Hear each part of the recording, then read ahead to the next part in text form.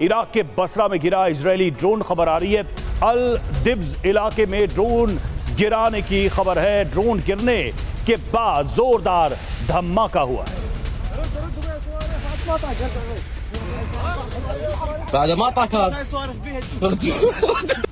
طيارة مسيرة تمام حاليا هاي حتى صواريخ بعد ما موجودات بيها।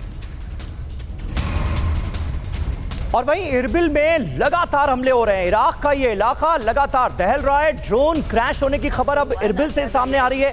Drone crash होने के बाद देखिए कैसे लगी है आग। المحافظة ذاتها لقصف جوي. مبتع مصورة لحظة سقوط طائرة مسيرة عند مدخل قضاء سروان التابع لأربيل بالتزامن مع تعرض बहरीन और सऊदी में ईरान का हमला, यूएस बेस को निशाना बनाकर हमले किए गए। ईरान ने एक साथ दागी कई मिसाइलें।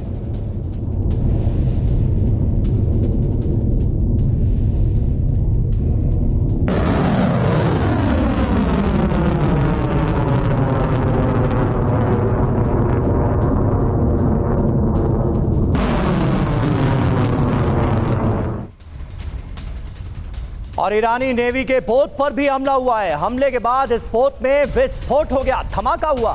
साउथ ईरान का ये कंगन तट है जिसकी तस्वीरें आपके सामने हैं। सड़कों पर दौड़ती कई कारें नजर आ रही हैं और मुमकिन है कि ऐसे ही किसी वाहन से ये वीडियो लिया गया है, लेकिन इसमें पोत से उठता धुआं सीधे तौर पर नजर आ रहा है। साउथ ईरान का ये इलाका कंगन तट का।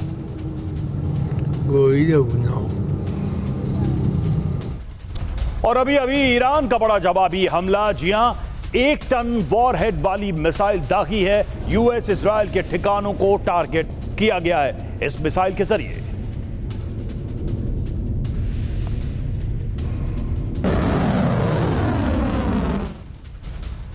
और देखिए अहम खबर है, ईरान ने तुर्की पर दूसरी बार हमला किया है। तुर्की में नाटो के बेस पर अटैक हो गया। बैलिस्टिक मिसाइल अटैक को तुर्की ने हालांकि नाकाम कर दिया है। ईरान की बैलिस्टिक मिसाइल को मार गिराने का तुर्की दावा कर रहा है, लेकिन तस्वीरें आपको हम दिखा रहे हैं उसी इलाके की, तुर्की की, जहां ये हमला करने की कोशिश की गई है। पहले भी ईरान ने तुर्की पर हमला किया था और एक बार फिर तुर्की को निशाना बनाने की कोशिश की गई।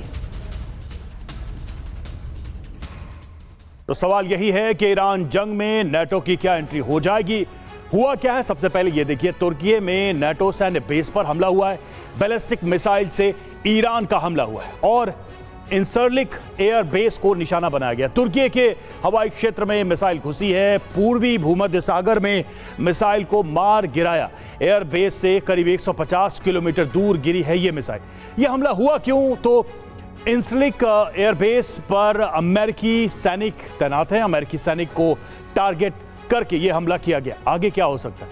विरोध में तुर्की एक्शन ले सकता है ईरान पर। तुर्की हमला कर सकता है। नाटो देश ईरान पर हमला कर सकते हैं। इस तरीके से नाटो की भी एंट्री इसमें हो सकती है। जी हां, तो देखिए तुर्की पर एक के बाद एक अटैक करने की कोशिश तो ईरान कर रहा है। तुर्की पर हमला करने से हालांकि ईरान ने देखिए इनकार कर दिया है। ईरान ने तुर्की पर हमला नहीं किया। यह मसूद पेजेश्कियान का ताजा बयान सामने आ गया है जिसमें वो कह रहे हैं कि ईरान का हमला नहीं था। ये ईरान के राष्ट्रपति पेजेश्कियान ने कहा, हम क्षेत्र में तनाव कम करना चाहते हैं। ईरान संयुक्त जांच दल बनाने के लिए तैयार है। तो ये हालात हैं और देखिए अब डिनाई भी किया जा रहा है। संजय भारद्वाज सर, सवाल ये है कि क्या तुर्की पर हमला या वहां के नाटो बेस पर हमला, ये एक ग्राउंड हो सकता है कि नाटो बेस डायरेक्टली वॉर में एंटर कर जाए? देखिए प्रावधान नाटो के तो यही कहते हैं, लेकिन ये सब तो कितनी बार ब्रीच हो चुका है अलग अलग मौकों पर। तुर्की क्या इन्वॉल्व होगा पर्सनली इस वॉर में?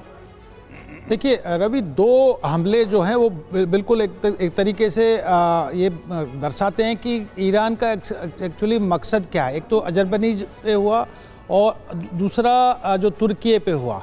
या तो ये हो सकता है कि नाटो कंट्रीज और वेस्टर्न पावर, इजराइल और अमेरिका, इसको प्रोवोकेट करके कि हाँ देखो नाटो पे हमला हो रहा है, हम और नाटो कंट्रीज़ को इन्वॉल्व करना चाहते हैं। या फिर ये हो सकता है कि कहीं न कहीं ईरान को एनर्जी मिल रहा है और बैकअप मिल रहा है कि आप इस युद्ध को इजराइल वर्सेस ईरान या अमेरिका वर्सेस ईरान ना रखे, इसको या तो क्षेत्रीय युद्ध बनाइए, और वो भी पूरा पूरा ईरान कर रहा है जिस तरीके से यूएई, कतर, बहरीन, इन पे अमेरिकन बेसिस पे अटैक कर रहा है। लेकिन जहां पर सर आपने जो बात कही, यही मसूद पजेश्कियान ने एग्जैक्टली इसी स्टेटमेंट का जिक्र किया है अपने संबोधन में। उन्होंने कहा है कि अमेरिका और इजराइल मिलकर हमें आपस में लड़ाने की कोशिश कर रहे हैं, हमने ये हमला नहीं किया, ये उनका बयान था। नहीं, मैं उसी बात को सब्सटेंशिएट कर रहा हूं कि देखिए कि जो प्रेसिडेंट का स्टेटमेंट आया है, ईरानियन प्रेसिडेंट का, वो यही स्टेटमेंट आया है कि हम इसको प्रोवोक नहीं कर रहे, बजाय कि जो वेस्टर्न पावर है इजराइल और अमेरिका इसको प्रोवोक करके एक तरीके से ईरान पर जो लोकल बेसिस है, जो ईरान पर जो गल्फ कंट्रीज बाकी हैं, वो एक्शन लेने के लिए उनको उत्साहित और उनको प्रोत्साहित करने का मकसद ये कर रहे हैं। हाँ। लेकिन ये बात भी मान के चली कि जिस तरीके से देखिए, एक तो आपने लेजर वेपन्स की बात कही, तो लेजर वेपन से आप एयर कैंपेन में तो वैसे भी आप सुपीरियर हैं, आपको इजराइल और अमेरिका को कहीं पर भी कोई भी ईरान मात नहीं दे सकता।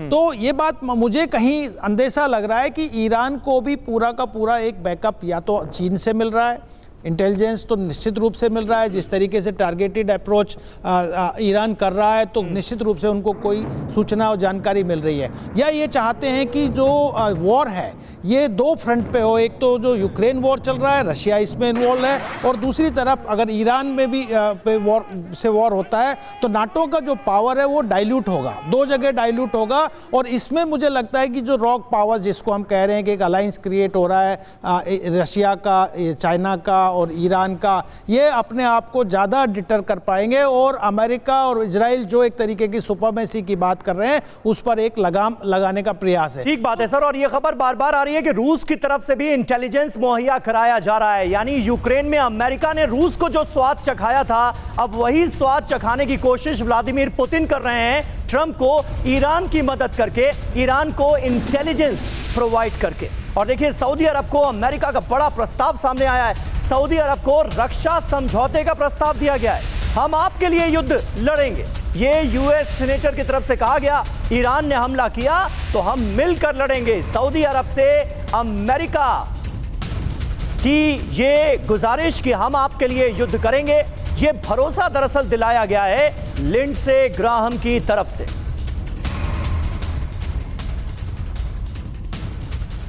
और देखिए, अमेरिकी सीनेटर लिंडसे ग्राहम का बयान आया है। क्या है बयान? सऊदी अरब को अमेरिका सुरक्षा देगा, यह भरोसा दिया जा रहा है। ईरान हमले से सुरक्षा का वादा किया है, और हमला हुआ तो हम उसके लिए जंग लड़ेंगे। तो जंग तो चल ही रही है, सऊदी अरब भी निशाने पर भी है। फिर यह बयान क्या कहता है, और क्या यह बयान एक तरीके से रीअश्योर करने के लिए दिया गया है, यह सवाल जरूर है।